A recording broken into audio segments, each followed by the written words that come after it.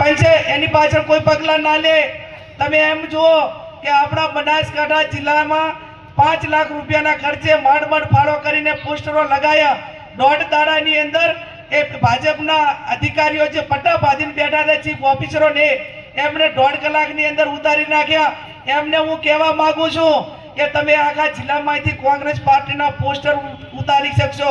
કોંગ્રેસ પાર્ટીને જે લોકોના આખા બનાસકાંઠાના દિલમાં જેનું કોંગ્રેસનું સ્થાન છે ને એ તમે દિલમાંથી નહીં કાઢી શકો.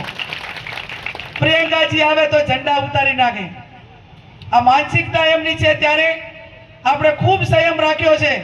એમને જેટલો સત્તાનો દુરુપયોગ કરવો હતો એટલો કર્યો હતો, છતાં પણ 9 લે છે ને 13 તૂટે છે.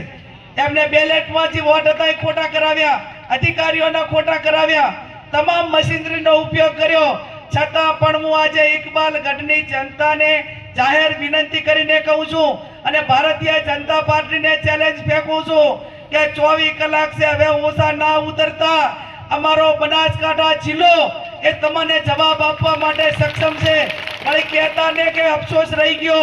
અને એટલા માટે હું તમને કહું છું જેટલો તમારે મશીનરીનો દુરુપયોગ કરવો એટલો કરી લેજો. આ મશીનરીનો દુરુપયોગ કરવા વાળાઓ, આ તમને આંકાઓ બચાવવાળા કાયમ સત્તા ઉપર નથી રહેવાના. અને જે દાડે તમે સત્તા એ લોકો જ્યારે સત્તામાં નહીં હોય 8મી તારીખે તમારો પણ ફોન નથી ઉપાડવાના. અને એટલા માટે એમ કહું છું કે તમે લોકશાહીનું ગળું ના દબાવતા, લોકશાહી ઢબે ચૂંટણી થવા દેજો.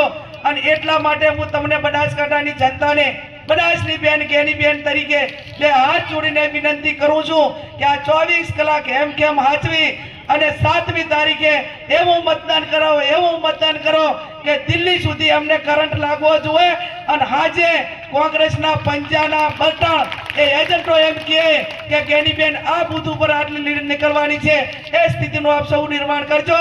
આપ સૌનો ખૂબ ખૂબ